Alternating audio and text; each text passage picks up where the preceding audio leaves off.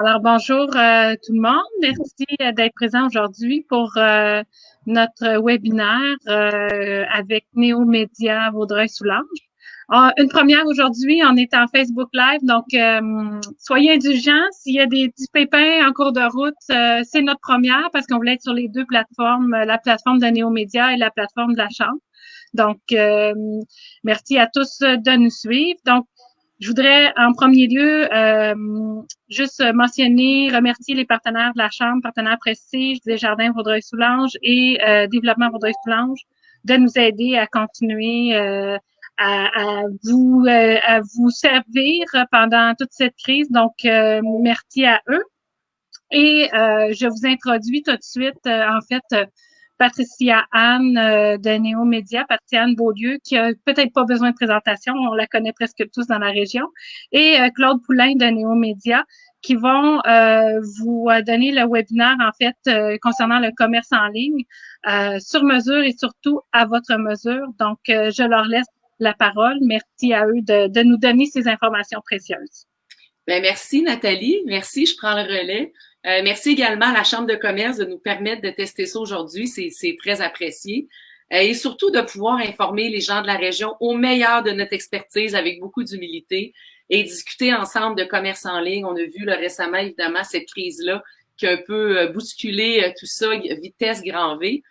Alors voilà, on y est, un webinaire sur le numérique et évidemment parler du commerce en ligne sur mesure, mais aussi à votre mesure. Et ça, on pourra avoir l'opportunité, évidemment, d'en parler avec notre président, Claude Poulain. Alors, Monsieur Poulain, vous êtes président du groupe de presse Néomédia. Allô, Claude? Salut, Patricia. Ça va bien? On est loin, mais on est proche. Toujours, la beauté du télétravail. Claude, contente de t'avoir. Évidemment, une courte présentation peut-être de qui tu es et ce que tu fais. Je l'ai bien nommé d'entrée de jeu, président du groupe de presse Néomédia, qui célébrait d'ailleurs Néomédia qui existe depuis plusieurs années, mais Néomédia Vaudreuil-Soulanges, qui a célébré cette semaine, le 20 mai dernier, 5 ans déjà dans la région de Vaudreuil. Très heureux de ça.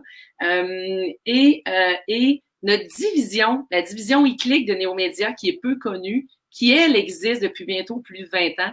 Donc, la parole est à toi, une courte présentation, évidemment, là, peut-être de tout ça. Merci. En fait, le commerce en ligne puis Néomédia, c'est quoi le lien entre les médias et le commerce en ligne? C'est que ma première business, le premier travail, en fait, que j'ai eu, m'a amené vers le commerce en ligne. En 99, je me suis lancé dans la vente en ligne d'équipements informatiques qui a duré 3 ans. Et puis, au travers de ça, j'ai parti e-click en 2000 et puis Néomédia en 2006. Donc, tout ça s'est enchaîné. Fait que c'est pour ça que j'ai un amour, j'ai un attachement pour le commerce en ligne. Puis, j'adore le commerce en ligne. C'est un milieu stimulant qui bouge énormément. Alors, c'est pour ça justement qu'aujourd'hui, on parle de commerce en ligne. Puis c'est pour ça que Néomédia s'est taillé une place de choix parmi les entreprises au Québec qui sont en mesure d'offrir des solutions performantes au niveau du commerce en ligne. Ouais. 20 ans d'expérience, ça fait quand même pas loin de 500 sites web qu'on a fait dans le commerce en ligne depuis les débuts. Alors, c'est beaucoup de travail, beaucoup d'expérience. Puis ça, je pense qu'on le rend bien, on rend bien le bénéfice à nos consommateurs, à nos clients plutôt. Et puis, bâtir des solutions solides puis efficaces, performantes. Parle-nous un petit peu de tes observations suite à la crise qu'on vient de vivre, évidemment, qui est encore très, très présente. Je peux même pas en parler au passé, évidemment, parce qu'on est tous dans les connus. Ce qu'on sait, c'est que ça a bousculé les façons de faire, évidemment. Il y a des gens qui ont senti une urgence. Il y en a qui étaient prêts. On parle toujours de commerce en ligne. Tes grandes observations suite à cette crise-là? Ben écoute, on a eu une vague d'achat local la première semaine et demie, 2 premières semaines. C'est l'achat local, c'était très fort. Après ça, je pense que les entreprises se sont aperçues que ça durerait plus longtemps que 2 semaines, 3 semaines. Ça a commencé les premières demandes de sites web, de refonte, de travail au niveau du commerce en ligne. Beaucoup d'entreprises aussi qui n'étaient pas là avant puis qui voulaient être sur le web pour vendre rapidement. Et puis là, après 8 semaines, ça fait 8 semaines en fait aujourd'hui, là, on est vraiment encore dans une réflexion de fond. Là. On voit qu'il y a beaucoup d'entreprises qui ils font pas juste y penser, ils ont passé à l'acte et surtout qui voient dans le commerce en ligne une façon permanente de faire des affaires dans le futur. ça va devenir, c'est le bras droit de l'entreprise, finalement, ça devient une solution incontournable. Parce qu'il y a plein de choses qui planent. Là. Est-ce qu'il va y avoir une deuxième vague? Est-ce qu'on va être comme ça pendant des mois, des années? On n'a aucune idée. Donc là, l'entrepreneur est en train de se structurer et de se préparer pour adhérer au commerce en ligne parce que on se demandait comment ça allait faire pour que le Québec embarque là-dedans de façon massive. Ça a pris cette crise-là, je pense, pour que ça se passe. Parce que c'est pas d'hier, on le sait, là, qu'on parle du virage numérique, d'encourager les entreprises à prendre ce virage-là. Peu importe les programmes qui ont été mis en place ou les initiatives, avec l'expertise, puis je sais qu'on en discute souvent, on se rend compte souvent que c'est dans l'accompagnement. Il y a peut-être des fois un découragement qui accompagne les entrepreneurs ou au contraire, l'espèce de kicking, la motivation qui manque pour embarquer. Ça aussi, c'est quelque chose qu'on a observé, là, le côté parfois, des fois, de manquer d'accompagnement. Et c'est de là l'idée quand on dit, on discutait, tu nous disais, oui, c'est important, mais allez-y à votre rythme. Pensez à des solutions qui sont adaptées à votre mesure, à vos capacités aussi. Oui, on est chanceux aujourd'hui parce qu'il y a plein de solutions qui existent qui sont plus aussi dispendieuses qu'ils pouvaient l'être il y a 4-5 ans. Là. Donc, ça a changé énormément. Donc, il y a des solutions de commerce en ligne qui commencent avec un simple formulaire. Là. Un restaurant, je pense qu'il est en mesure de s'installer un formulaire dans son site web avec la liste de ses plats, puis de prendre les commandes en ligne, prendre le paiement. Ça se fait en quelques jours, là, je pourrais dire, cette implantation-là. Après ça, il y a des solutions de panier d'achat qui s'implantent aussi dans le site web d'entreprises existantes. Ça aussi, c'est assez rapide. Il y a les sites web avec les plateformes comme Wix, Shopify, qui sont aussi faciles à déployer puis qui sont beaucoup plus abordables. Puis après ça, on a les solutions plus sur mesure qui vont venir répondre à un besoin spécifique. Puis souvent, les entreprises qui veulent ça, c'est des entreprises qui sont rendues à leur 2e, 3e, 4e expérience de commerce en ligne. Ils savent encore plus, ils connaissent plus leurs besoins parce qu'ils ont mis les mains dedans puis ils savent les problématiques qui vont les rattraper. Non, effectivement. Et tu le disais, c'est presque impensable de penser que dans la suite des choses, exemple, justement, un restaurant va se priver de pouvoir faire des take-out ou du commerce en ligne, sachant pas vers quoi on s'en va maintenant. Là. Ben écoute, un restaurant, surtout, là, que moi, je suis pas propriétaire de restaurant, j'ai aucune idée quelle situation quelle réalité ils ont à tous les jours. Par contre, je vois des initiatives présentement. Il y en a plusieurs qui vont prendre des commandes à l'avance. Là.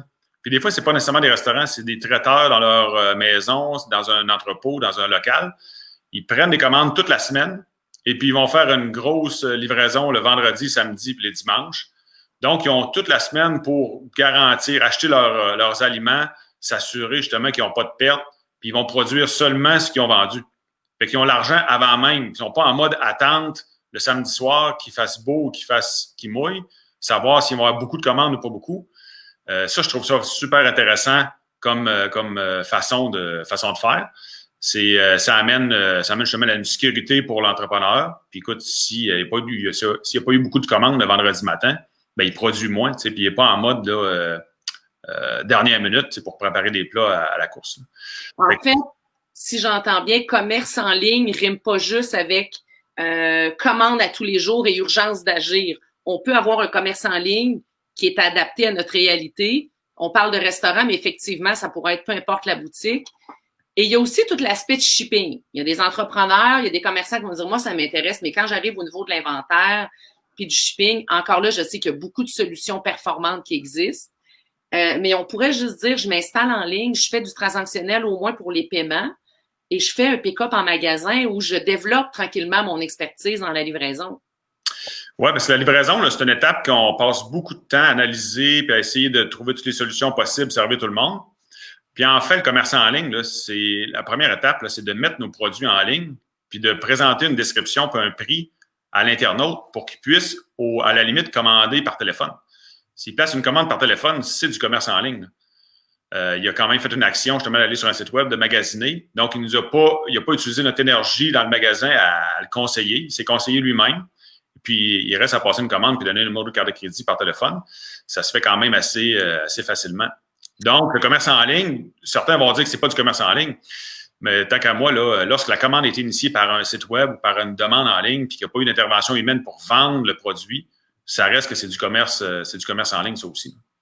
Ah, je trouve ça intéressant. J'aime beaucoup cette notion-là parce que c'est vrai qu'on a en tête le gros site transactionnel de A à Z, Et c'est peut-être un but à atteindre, c'est vrai, mais de se dire non, il y a des étapes et de juste passer par le site web, je trouve ça très intéressant.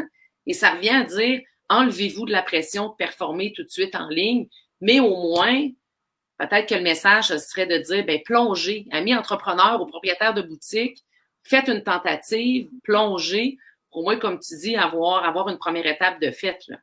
Oui, bien, il faut plonger et puis s'assurer d'être capable de remonter à surface, là. Donc, avec la plateforme, c'est pour ça que je me dis, il y a beaucoup d'efforts qui est mis dans la technologie. On met beaucoup d'heures à mettre des produits en ligne. Souvent, on va avoir mis des produits en ligne puis ils vont être déjà passés date quand on va pouvoir mettre la boutique en ligne. Donc, il faut y aller vraiment. Chaque entreprise a son plan de match. Chaque entreprise, justement, c'est une façon personnalisée à chacun. Donc, à sa mesure, à mesure qu'ils sont capables de fournir l'énergie pour y arriver.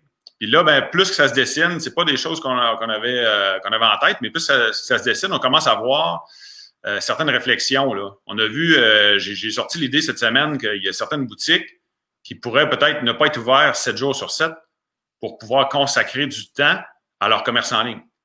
S'ils pouvaient consacrer 2 jours par semaine sur les 7 avec une boutique fermée pour dire, ben, je pourrais prendre ces 2 jours-là pour préparer mon stock, vérifier mon inventaire, m'assurer que les photos sont en ligne, faire le suivi de toutes ces petites choses-là, ben ça va concentrer les ventes en magasin sur 5 jours. Ça va permettre justement de libérer 2 jours l'entrepreneur où est-ce qu'il va pouvoir passer ses commandes. Puis au final, ben, c'est des heures de moins d'employés peut-être.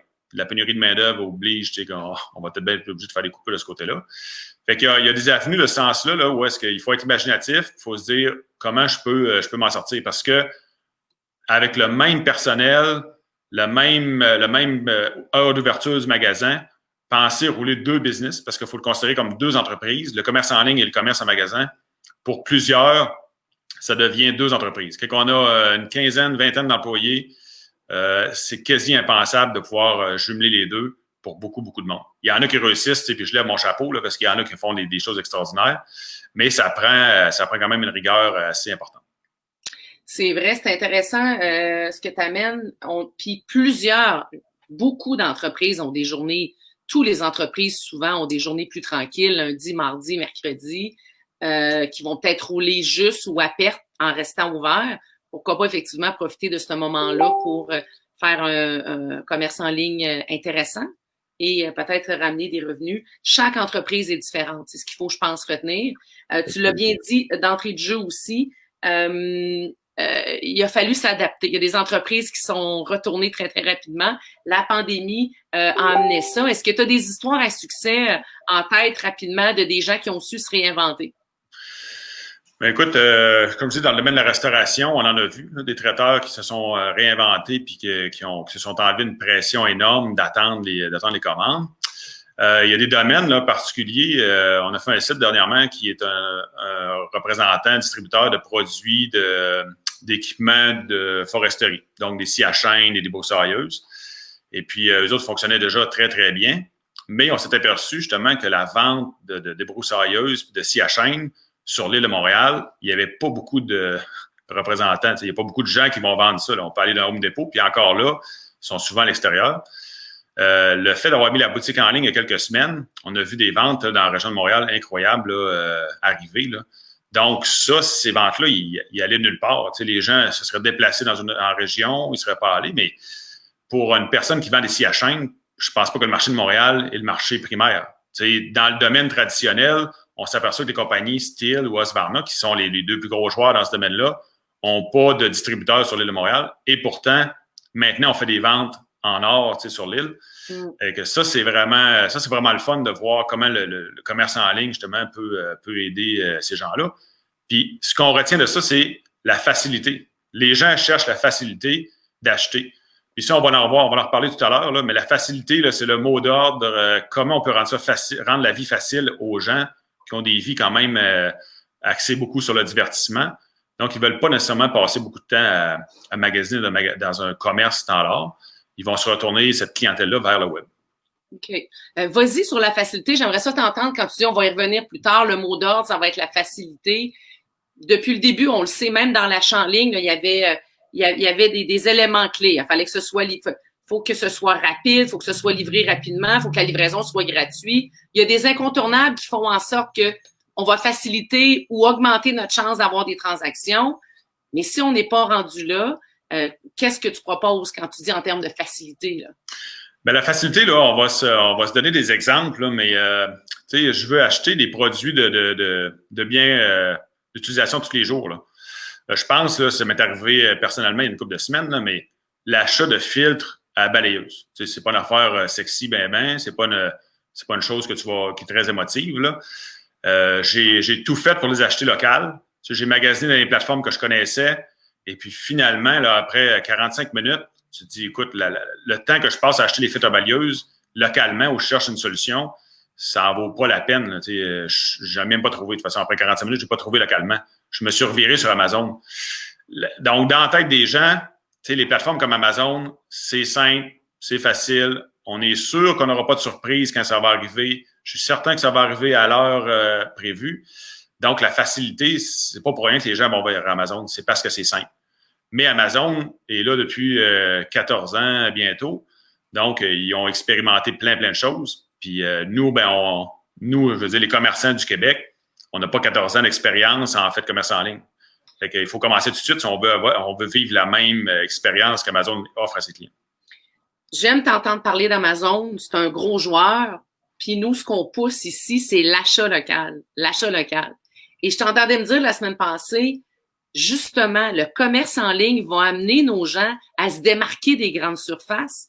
Parce que la grande surface, elle va pas offrir le service local, même si le commerçant local est en ligne.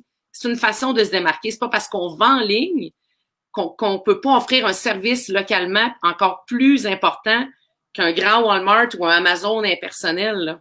Je sais pas si tu peux préciser cette discussion-là qu'on avait eue. Ben ça, j'ai 2-3 exemples pour ça. Ramenons l'exemple, là, justement, des vêtements. Dans le domaine des vêtements, là, c'est assez simple. Moi, je fais 6 pieds 4. 6 pieds 4 que tu veux t'habiller, ça prend quand même un petit peu de jugeote, là, puis un petit peu d'énergie parce que c'est pas facile. Si vous allez magasiner en ligne, là, essayez de trouver des magasins qui offrent des longueurs de pantalons variées. C'est assez rare. Fait que ça, c'est une chose justement que les commerçants locaux vont être en mesure d'offrir comme à leur clientèle pour dire, écoute, le pantalon il m'arrive avec une longueur un tour de taille de 34, mais avec une longueur de jambe de 32. C'est sûr, certain que si on ne l'indique pas sur le site web, je ne commanderai pas, je ne prendrai pas les risques parce que mon risque d'erreur est assez élevé. Donc, le commerçant local, lui, il sait exactement son pantalon, comment il va faire parce qu'il connaît sa clientèle. Fait que même si c'est un 32 de taille, il peut dire, ce pantalon-là est fait long. Fait que pour les gens qui vont mesurer telle grandeur environ, allez-y avec ça, vous n'aurez pas de problème. Là. En tout cas, vous ne devriez pas avoir de problème à vous habiller. Même chose du côté des femmes, tu sais, un médium qui fait comme un small, la personne qui reçoit ses vêtements est capable de juger justement que la propriétaire de la boutique, elle sait que ça fait, c'est marqué médium, là, mais ça fait comme un small. Fait que je pense que ces détails-là, on va être en mesure de les mettre dans notre boutique en ligne, dans notre commerce en ligne, la personnalisation. Le conseil de Patricia, supposons que tu avais une boutique en ligne, le conseil de Patricia, c'est attention, ce vêtement-là, il va rétrécir au lavage. Le même conseil que j'aurais lorsque je vais en magasin. Ils vont dire non, mets pas ça au lavage, mets pas ça à la sécheuse, c'est sûr, certain que ça va se briser. Ou bien fais attention, les manches sont un petit peu courtes par rapport aux standards qu'on a habituellement. Fait que ces détails-là, moi, ça me dit, je suis prêt à payer plus cher parce que je ne veux pas passer 4 heures, 3 heures, 5 heures à magasiner quelque chose. Puis je vais être d'autant plus fidèle. S'il y a une boutique qui a à m'offrir ça, c'est un peu un service de styliste, peut-être au travers ou de styliste personnel. Mais je pense que ça va offrir des possibilités plus importantes aux commerces locaux que les grandes chaînes ne sont pas capables d'offrir. Les grandes chaînes vont viser at large, ils vont viser le volume, mais pas la personnalisation comme un commerce local peut le faire. Et la personnalisation va passer par le suivi, le courriel, le chat, l'infolette, le chat en ligne direct. Même si la personne a une question ou elle envoie ses coordonnées, on la rappelle. Il y a aussi ça. Le commerce en ligne ne veut pas dire qu'on est complètement détaché de la clientèle. Au contraire, surtout pour un commerce local. Si les commandes, puis là, il y a des gens qui vont me dire, ouais, mais l'idée d'aller en ligne, c'est d'aller chercher plus large, puis le monde est à notre portée. Oui, c'est vrai. Mais en même temps, on peut avoir un commerce en ligne performant localement. Il va être performant localement, puis au travers, on va avoir des commandes qui vont venir de l'extérieur, mais oui, En fait, la communauté d'une boutique en ligne va se développer en fonction des produits qu'on a à offrir. Là. La communauté, c'est plus la communauté locale. Avant, on se basait sur la communauté locale pour acheter chez nous. Mais une communauté, c'est quoi? Si j'ai des gens qui tripent sur le vélo de montagne, ben je peux viser cette clientèle-là à grandeur du Québec, voire la grandeur du Canada. Je vais développer une expertise. Puis dans le vélo de montagne, je peux prendre un créneau bien précis puis aller développer une communauté spéciale. Donc, dans les vêtements, c'est la même chose. Aujourd'hui, on essaie de viser tout le monde, mais si quelqu'un visait les grands élancés, bon, ben les grands élancés, tu sais, on a une boutique en ligne pour les grands élancés. Localement, ça ne vivrait pas. Tu sais, à Montréal, il va en avoir une ou deux, c'est sûr. Mais localement, dans toutes les villes du Québec, on ne réussirait pas à faire vivre une boutique comme celle-là. Mais si la communauté est plus large, puis elle est à la grandeur du Canada, ben là, on va très bien vivre, puis on va devenir un spécialiste. Puis le prix de nos vêtements n'aura plus aucune importance parce que ça va être la qualité du vêtement, puis comment, quand je vais le commander, il n'y aura pas de risque d'erreur, je n'aurai pas de retour, puis je ne passerai pas des heures à magasiner. Fait que ça, c'est le fun. L'industrie du vêtement, moi, je pense que c'est une industrie, des boutiques, là, incroyable, où est-ce qu'on peut personnaliser, puis ça va se développer dans ce sens-là. C'est plus vrai, tu sais, le one size fit all, là, ou le magasin qui essaie de servir tout le monde. Il va en rester, je suis convaincu, mais on va développer des créneaux comme ça de clientèle ultra précis, puis ça va être quelque chose d'intéressant que tout le monde va aimer. Donc, personnaliser, flexibilité aussi, c'est important. J'aimerais t'entendre maintenant sur la pensée magique d'être en ligne, parce qu'on a beaucoup de clients aussi, de partenaires, ils veulent se mettre en ligne. Aussitôt qu'ils ont leur boutique, c'est la pensée magique, hey, les commandes vont rentrer. Nous, on a plutôt tendance à dire non, c'est là que le vrai travail commence. Au contraire, il faut s'investir, il faut faire du marketing, il faut faire de la promotion, il faut être proactif, il faut faire connaître notre boutique, il faut fidéliser nos clients aussi, il faut avoir un bon système de tracking. Ça aussi, on a eu des expériences parce qu'on a la plaza où on avait plusieurs marchands qui étaient présents et on a pu vraiment mesurer ça que certains ont abandonné et ça se passait dans l'accompagnement ou dans le découragement, là. Faut enlever nos lunettes roses, se retrousser les manches, et tu l'as dit, ça devient vraiment une business parallèle. Oui, effectivement. Parce que le plus gros défi, je te dirais, le plus gros défi qu'on a vu avec l'expérience de la Plaza, là, on a fait quand même 150 boutiques avec ça, avec ce projet-là, c'est le défi de gérer l'inventaire. Les commerçants qui fabriquaient leurs produits ou qui distribuaient des produits qui n'avaient pas une pérennité, qui n'allaient pas expirer dans le temps. Je pense entre autres aux vêtements, encore là, ou à des produits justement qui ont c'est une ligne annuelle, donc des vêtements de sport, des articles de sport. Ces produits-là, tu les commandes 8-9 mois d'avance, tu les reçois, tu les vends, puis après ça, tu n'as pas beaucoup de chances d'en recommander. Fait que la gestion de l'inventaire devient primordiale. Si j'ai vendu mon article en magasin, puis mon système n'est pas relié au système web, ben là, je crée des déceptions. Et puis, je m'aperçois justement que je suis obligé de créditer des gens sur le web. Puis, c'est souvent le web qui va être copié parce que la personne en face de nous autres, on est gêné de lui dire que je l'ai vendu sur le web puis il l'a dans les mains. Donc, c'est souvent le web. Puis là, ben, on vient briser tout le travail qu'on a fait de promotion. Fait que ça c'est une chose justement qu'il faut faire bien attention. On est mieux de lancer moins d'articles puis s'assurer justement du suivi. Puis, quand on va lancer un site de commerce en ligne, assurons-nous que notre système de point de vente va être connecté avec le système de vente en ligne. À la limite, là, laissez de côté votre système de point de vente puis utilisez seulement votre boutique en ligne dans le magasin. C'est ce qu'on fait présentement avec les entreprises. C'est quand on veut gérer l'inventaire, on peut pas avoir des systèmes non plus à 100 000 pour gérer une boutique en ligne. Donc, laissez tomber votre point de vente, votre système à combat ou votre système de point de vente actuel. Puis faites comme vos clients, puis passez par votre site web. Ça va devenir une habitude. Vous allez mieux connaître votre plateforme. Vous êtes plus en mesure d'utiliser. Puis, il va y avoir un seul point de gestion de l'inventaire, ça va être le web, mais que vous utilisez en magasin. C'est intéressant. Et de là aussi, plusieurs solutions vont vous être proposées. Peu importe le fournisseur que vous allez choisir, tu parlais de raccorder au système, t'as nommé certains services qui existent, que ce soit pour la boutique, que ce soit pour le paiement en ligne, la livraison, le shipping, la gestion de votre inventaire. Il y a beaucoup de solutions sur le marché. Oui, effectivement. Fait qu'on a une panoplie faut juste trouver la bonne solution pour le bon client. Puis fait que c'est là la relation qu'on a. Il y a beaucoup de gens qui vont choisir leur plateforme en fonction du prix ou en fonction ils ont entendu parler que telle solution était bonne par quelqu'un. Il y a tellement de solutions, là, on va devoir s'arrêter. Puis chez nous, on fait une réflexion avec le client.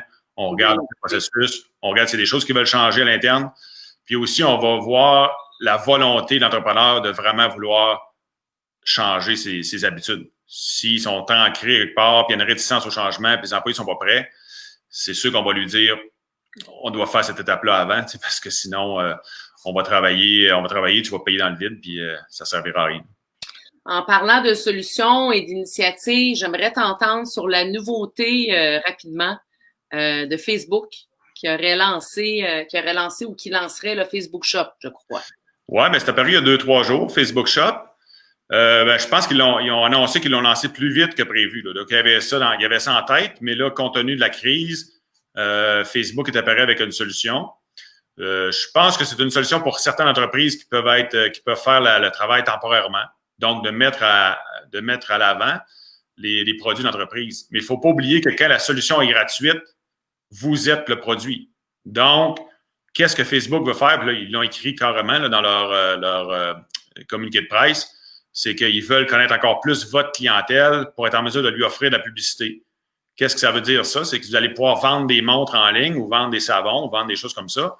Puis eux, ils vont se servir des habitudes de consommation de vos clients. Ils vont savoir que vos clients achètent du savon.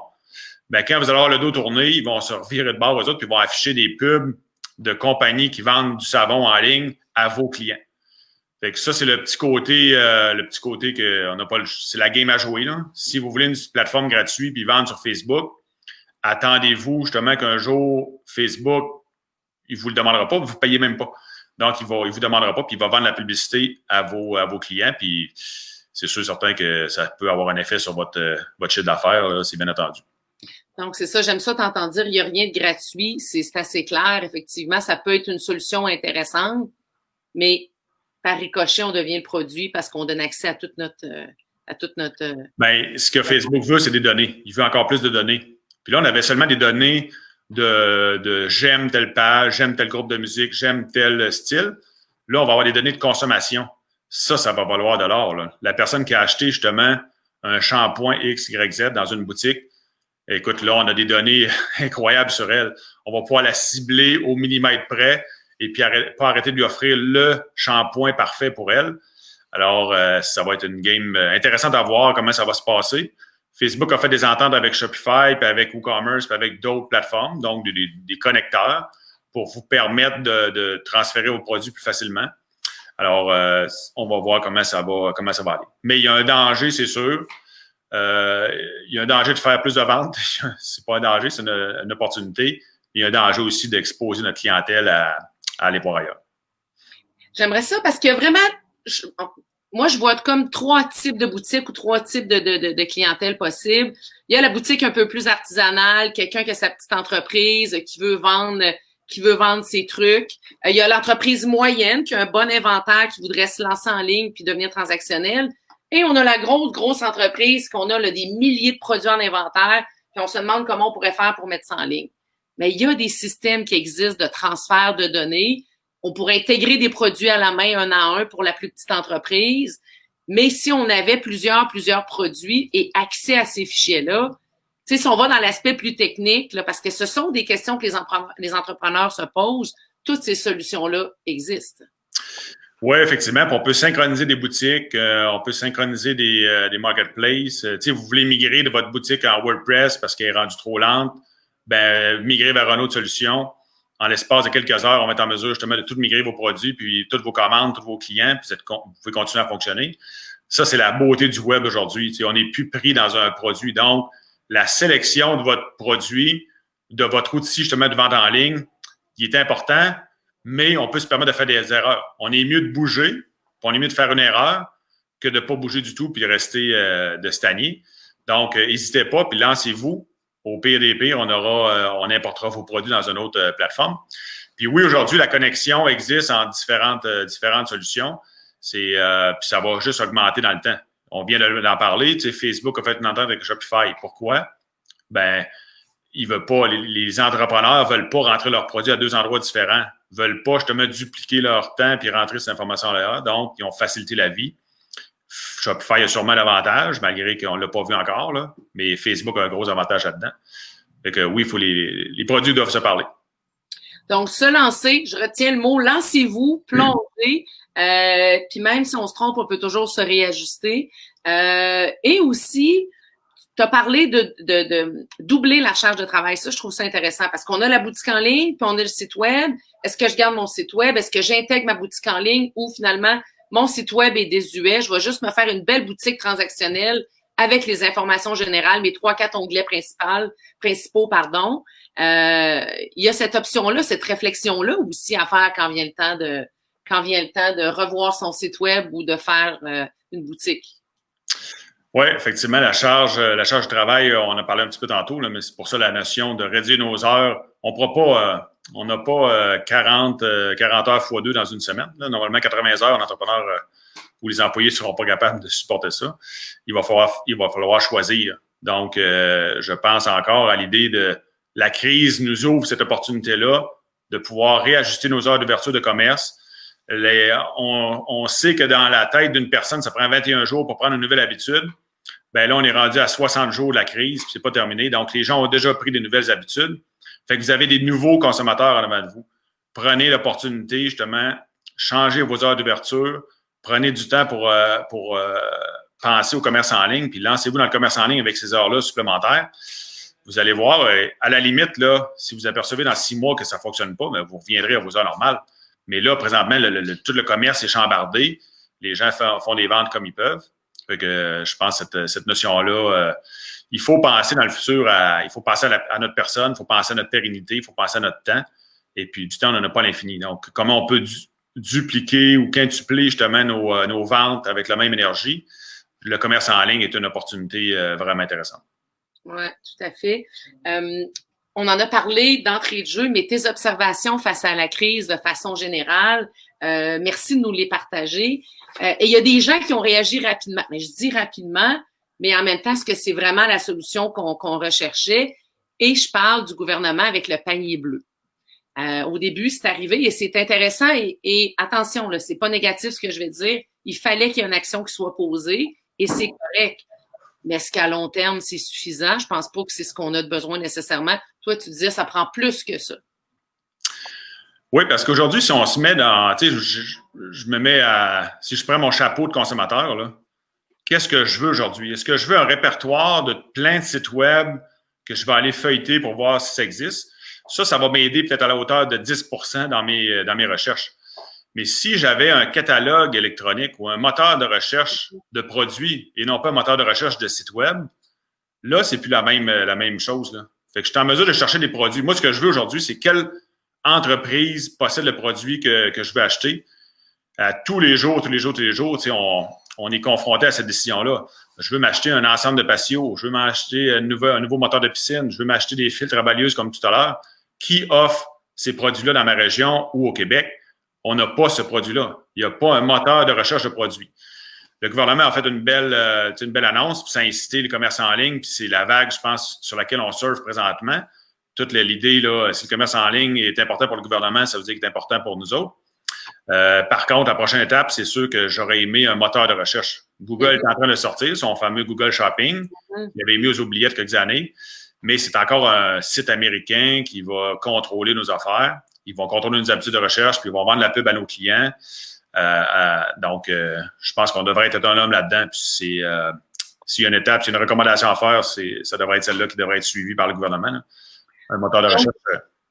Donc, c'est ça, de belles initiatives, le panier bleu, Amazon Québec, mais ça demeure pour l'instant des répertoires.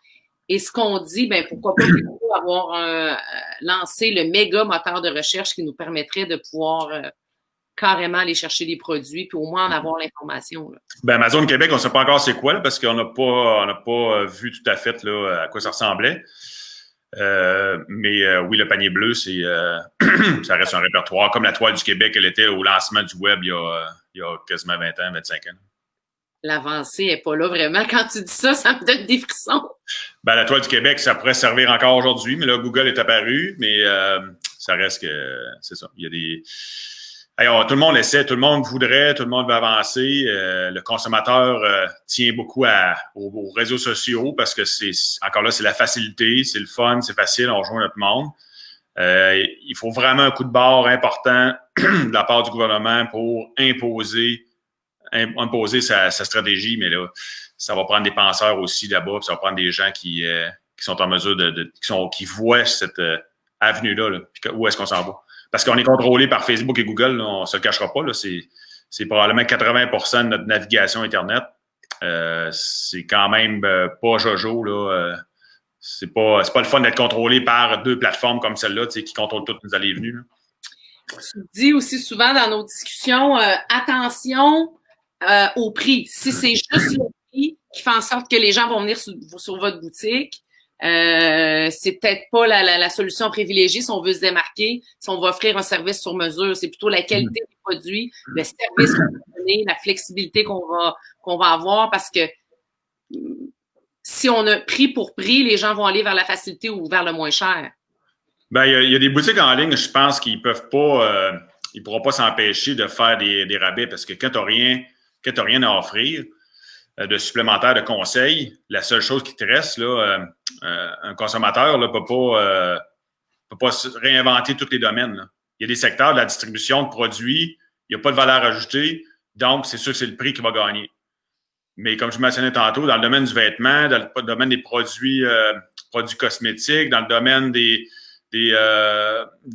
restaurant, des traiteurs, je pense pas que le prix a aucune importance, là. Dans le domaine du vêtement, on pourrait penser que oui, mais si on vise la façon de faire des affaires du passé, si on pense au futur, puis on scinde ça par des clientèles, présentement, j'entends parler des magasins là, qui font des kits, là, ils vendent des kits à 1000 puis 1500 $, une garde-robe complète pour des personnes qui sont tannées de magasiner, ils veulent pas y aller. Tu achètes ta garde-robe au complet, puis on te livre ça chez vous, 1500 $, puis c'est fini. Ce modèle-là est quand même vraiment le fun, là. Ça fait qu'il faut...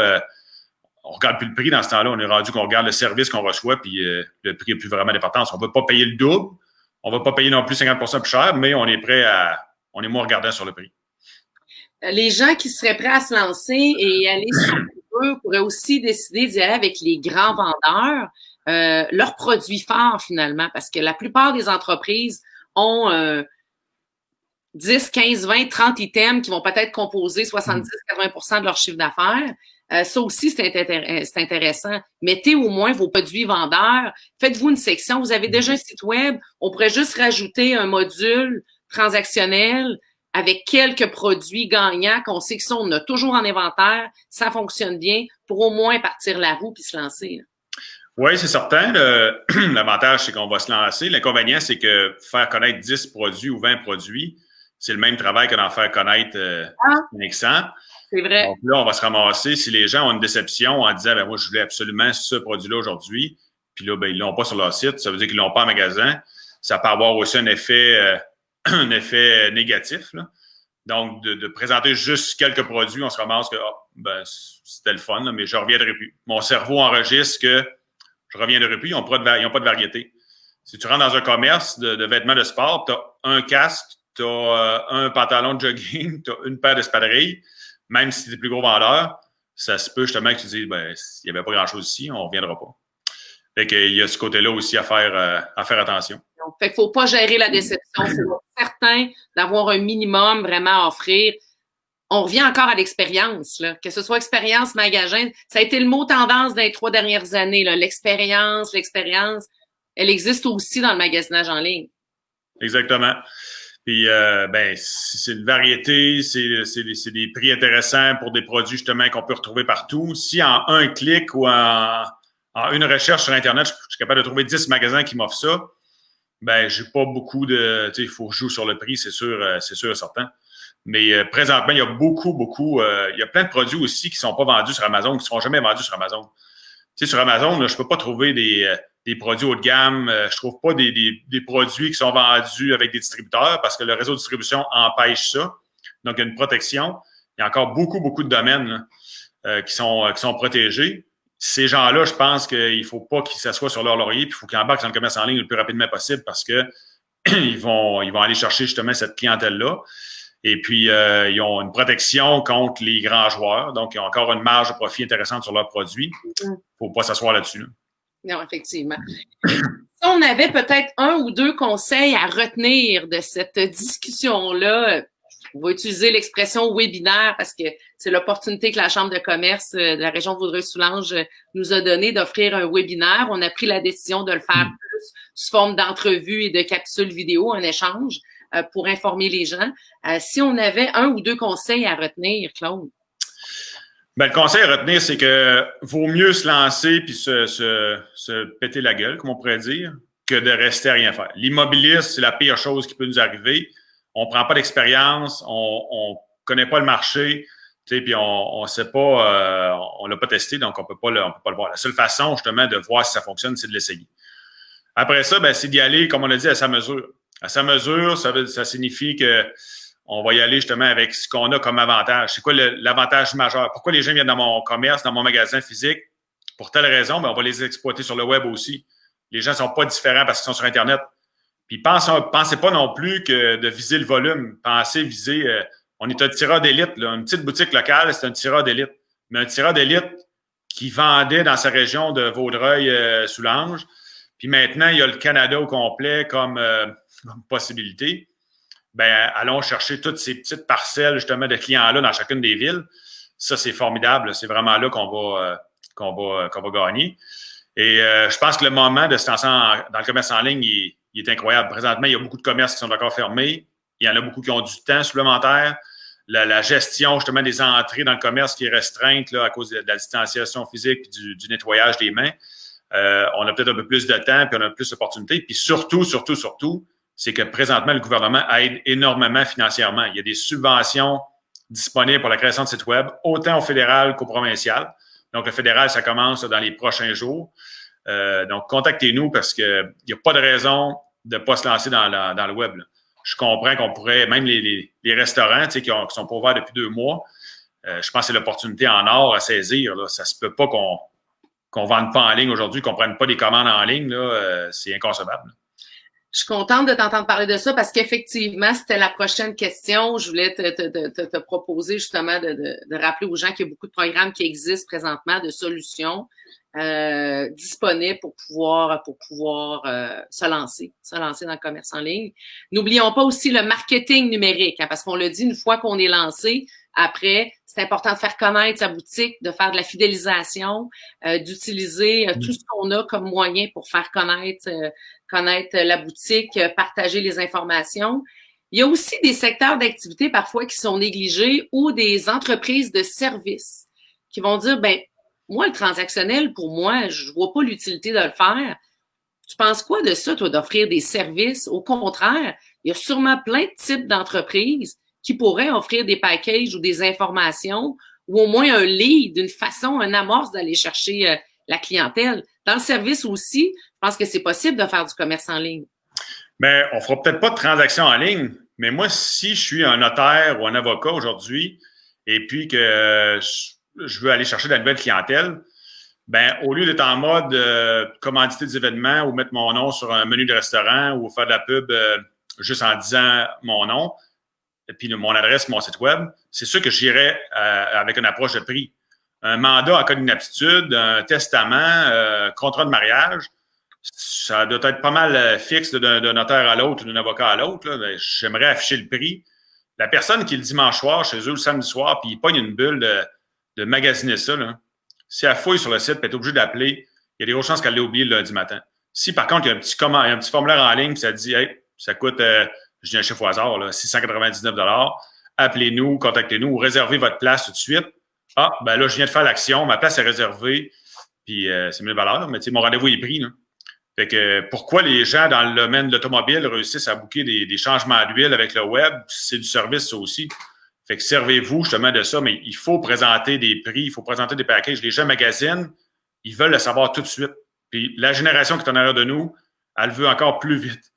Fait que je suis pas certain que les autres vont prendre le téléphone. Là. Ils s'appellent presque plus entre eux autres. Fait qu'imaginez, là, il va falloir chatter avec ces gens-là, il va falloir leur donner justement des façons de communiquer avec nous autres par le web.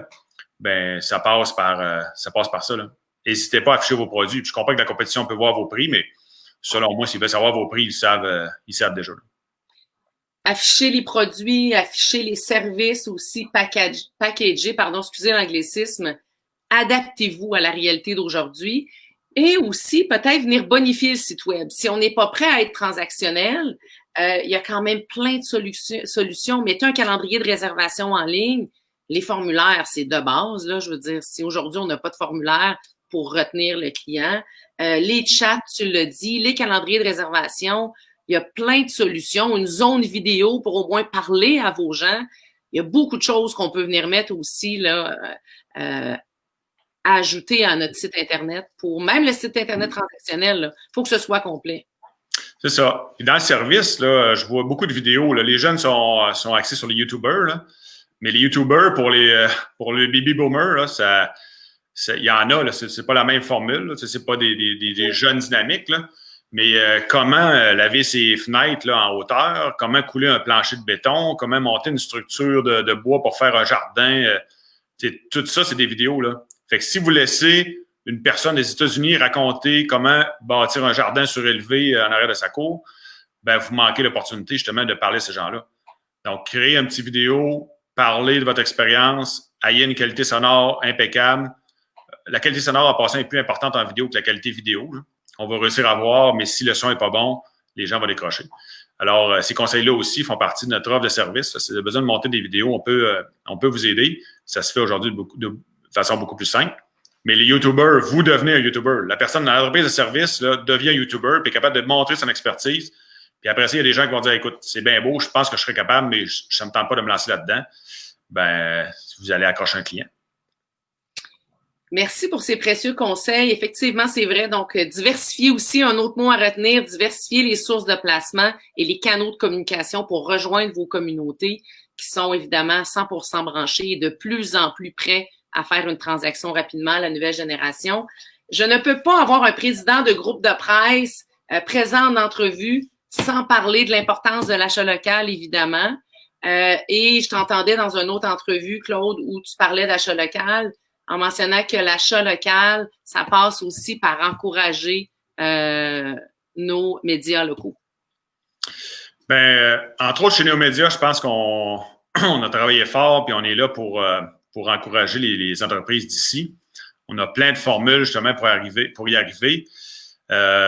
Encore là, c'est la question de facilité. On travaille là-dessus là, pour rendre ça le plus facile possible de s'afficher, d'acheter de la publicité sur nos sites web. Donc, on a pris la balle au bon, on l'applique. Là. Mais oui, là, je pense que la communauté locale, on l'a vu dans le cas de la crise. Là. Il y a un temps que s'informer seulement sur Facebook, ça fait un bout, là, mais il y a aussi toute la désinformation qui arrive. Puis tout ce qu'on a fait, tout ce que nos journalistes ont fait justement pour contrer cette désinformation-là, de ramener la vérité, de parler justement des vraies choses, de fouiller. Les médias locaux ont leur place. Ils vivaient de la pub énormément, pour ne pas dire à 100% dans le passé. Mais aujourd'hui, acheter un bandeau publicitaire sur Facebook ou acheter un bandeau publicitaire sur Néo Média, ça revient qu'on rejoint des humains. Là. On rejoint une personne en arrière qui voit un bandeau publicitaire. Parce que Facebook offre quoi, finalement? Offre un bandeau publicitaire. Google offre quoi? Offre un bandeau publicitaire. Installé sur des sites à gauche et à droite. Ça fait qu'au niveau qualitatif, c'est sûr que Néo Média contrôle le message, puis on peut choisir son emplacement, puis on va livrer de la publicité premium et non pas de la publicité lancée un peu partout. Et dans la région aussi, encourager localement, c'est faire affaire avec des agences marketing de la région. Je l'ai dit, des médias locaux, traditionnels, radio, peu importe, web. Et c'est d'encourager localement, tant au niveau de la création de son site web, agence numérique, médias. Je veux le répéter parce que c'est important, on n'est pas les seuls. Il y a beaucoup de joueurs dans la région de Vaudreuil-Soulanges. Et peu importe celui que vous allez choisir, l'achat local, parce que nos commerçants, quand on les rencontre, ils nous parlent à quel point c'est important de l'achat local. Fait qu'on pourra se permettre la petite parenthèse de dire aussi que d'encourager les boîtes de la région, c'est aussi important et elles sont nombreuses et on en a beaucoup qui sont en fait, elles sont tous très performantes. Cela dit, je te remercie. J'ai envie de te donner le mot de la fin, Claude. Et le mot de la fin, là, on est dans une période, là, même si c'est l'incertitude, même si beaucoup de gens se trouvent que c'est pas beau, là, c'est pas la plus belle période qu'on a vécue. Je pense qu'il faut regarder ça d'un autre œil puis voir toutes les opportunités qui s'intéressent à nous autres. Chaque jour est il y a une nouvelle aventure qui s'amorce, puis il y a des opportunités incroyables qui vont se créer. qui va être capable de les saisir, puis qui va les laisser passer ou va les voir passer. Ça, on verra ça dans quelques mois, quelques années, là. Mais je pense qu'il y a beaucoup d'entrepreneurs qui pensent comme moi, tu sais, qui saisissent l'opportunité aujourd'hui, qui regardent vers l'avant puis se disent « Hey, il y a quelque chose à faire là. » Et puis, s'il faut changer notre modèle d'affaires, c'est sûr qu'on va qu'on va s'adapter. Aujourd'hui, je pense que de dire on faisait ça depuis 100 ans, c'est plate, là, mais les business, de toute façon, qui ont 100 ans, ont beaucoup évolué. Là. La plupart du temps, on a changé 3-4 fois de modèle d'affaires. Alors, c'est à nous autres de le faire aussi. Mm-hmm. Comptez-vous chanceux de ne pas être une compagnie aérienne, parce que là, ça serait vraiment pire. Alors, dites-vous justement qu'on se compare, on se console, mais n'hésitez pas à revoir votre modèle sans se lancer trop vite dans une nouvelle aventure où chercher courir tous les lapins ou tous les lièvres. Mais je pense que c'est le temps de se ressaisir puis de voir qu'est-ce qui est possible. Il y a plein de belles opportunités. Bravo. Message d'encouragement à tous les gens, les entrepreneurs affectés par ça. C'est pas facile, on le sait. Restez en contact, brisez l'isolement, soyez créatifs, entourez-vous de vos meilleurs employés. Cherchez pas à vous éparpiller un peu partout non plus, essayez de recentrer tout ça. On dit oui, ouvrez les horizons, mais en même temps, faut rester focus sur la tâche qu'on a à accomplir, innover, tenter de vous adapter. Puis tu l'as dit, c'est plate, mais quand on se compare, on se console. C'est pas ce qu'on veut entendre quand ça fait 9 semaines qu'on n'a pas opéré puis qu'on n'est pas encore certain du futur. Mais la fibre entrepreneuriale, quand elle est là, je le sais parce que moi, je te vois aller. Puis on se compte chanceux, nous aussi, la situation va quand même relativement très bien dans le contexte. Là. Je pense qu'on tire notre épingle du jeu puis on est resté très, très performant. Mais lâchez pas. C'est un petit message de support que je voulais vous dire parce que c'est effectivement pas une crise qui est facile, mais la lumière semble pointer à l'horizon. Merci, Patricia-Anne. Merci à la Chambre de commerce aussi de nous avoir permis cette visibilité-là. Et puis, si vous avez des questions, que ce soit, n'hésitez pas, là, contactez-nous. On est vraiment très disponible. On va pouvoir répondre à toutes vos questions. Effectivement, merci de le mentionner. Merci aux participants parce que je sais qu'on est en direct. C'était une première. Le webinaire, on le ferait sur les 2 réseaux, je pense, hein, sur le Facebook de Néo-Média et de la Chambre de commerce. Mais on va surtout le remettre sur Néo-Média pour qu'il soit disponible et le rendre disponible sur la chaîne YouTube de la Chambre de commerce. Donc, vous pourrez le revoir en rediffusion tranquille, parce que là, les entrepreneurs sont occupés, on rouvre la semaine prochaine. Les entreprises, les commerçants sont occupés, on rouvre ici la semaine prochaine. Alors, vous pourrez reprendre cette discussion-là en différé. Alors voilà, merci à la Chambre de commerce de nous avoir donné cette opportunité-là. Merci à Claude Poulain, président du groupe Néo-Média. Vraiment, merci pour ces conseils-là. C'est pratiquement une conférence là, que tu viens de nous donner. Plein de conseils judicieux. Alors, voilà, au plaisir tout le monde. Bye.